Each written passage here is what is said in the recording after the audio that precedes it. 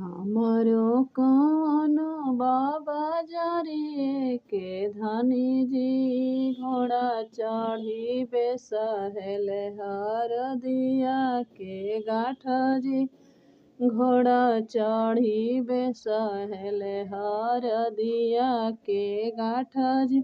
हमरो कवनी बेटिया त सुकावर जी सहलो ना जाला हर दिया के जर जी सहलो ना जाला हमरो सुंदर भैया जरिए के धनी जी कर चढ़ी बेसहेल हर दिया के गाठ जी हमरो सुंदर बेटिया त सुकावर जी